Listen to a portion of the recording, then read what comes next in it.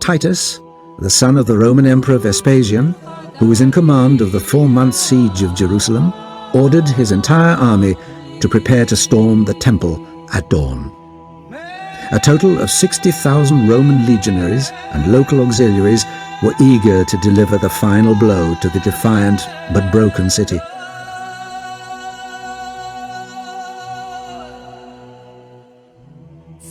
Within the walls, 500,000 starving Jews survived in diabolical conditions. Some were fanatical religious zealots, some were freebooting bandits, but most were innocent families with no escape from this magnificent death trap.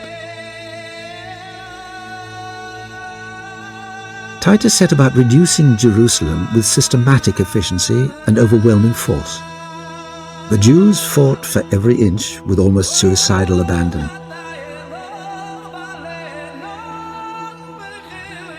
As the blistered and jagged hills sprouted forests of fly-blown crucified cadavers, the city within was tormented by a sense of impending doom, intransigent fanaticism, whimsical sadism, and searing hunger.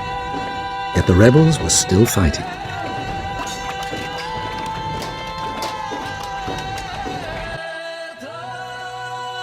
Although Titus was proving to be a gifted commander and a popular son of the new emperor, Vespasian's unproven dynasty depended on victory over the Jewish rebels. Jerusalem was, Josephus observed, like a wild beast gone mad, which, for want of food, fell now upon eating its own flesh. The Romans fought back and pushed the Jews into the temple itself. One legionary, seized with a divine fury, grabbed some burning materials and lit the curtains and frame of a golden window linked to the rooms around the actual temple. By morning, the fire had spread to the very heart of holiness. The Jews, seeing the flames licking the Holy of Holies and threatening to destroy it, made a great clamor and ran to prevent it. But it was too late. They barricaded themselves in the inner court, then watched in aghast silence. Thousands of civilians and rebels mustered on the steps of the altar, waiting to fight to the last, or just die hopelessly. All had their throats cut by the exhilarated Romans, until around the altar lay dead bodies heaped one upon another, with the blood running down the steps. 10,000 Jews died in the burning temple. The cracking of vast stones and wooden beams made a sound like thunder. Josephus watched the death of the temple. The roar of the flames streaming far and wide mingled with the groans of the falling victims, and owing to the height of the hill and the mass of the burning pile, one would have thought the whole city was ablaze. And then the din, nothing more deafening or appalling could be conceived than that.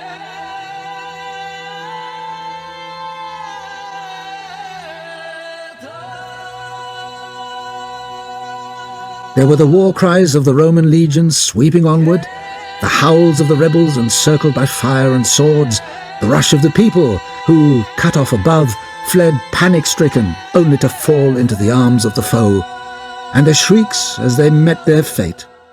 You would have thought the Temple Hill was boiling over from its base, being everywhere one mass of flame.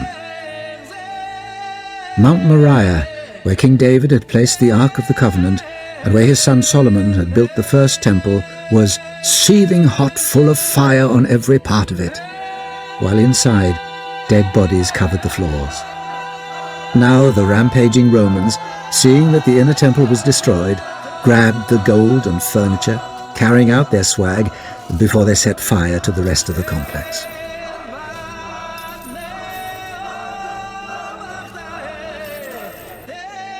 Titus decided to eradicate Jerusalem, a decision which Josephus blamed on the rebels.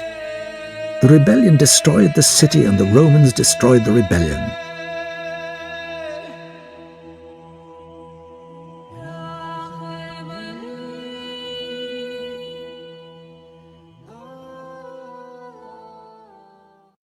This final, desperate struggle would decide not only the fate of the city and her inhabitants, but also the future of Judaism and the small Jewish cult of Christianity, and even, looking forward across 6 centuries, the shape of Islam. the destruction was also decisive for Christianity. Jerusalem's small Christian community, led by Simon, Jesus' cousin, had escaped from the city before the Romans closed in. Even though there were many non-Jewish Christians living around the Roman world, these Jerusalemites had remained a Jewish sect praying at the temple. But now the temple had been destroyed, the Christians believed that the Jews had lost the favor of God. The followers of Jesus separated forever from the mother faith, claiming to be the rightful heirs to the Jewish heritage. Christians envisaged a new celestial Jerusalem, not a shattered Jewish city.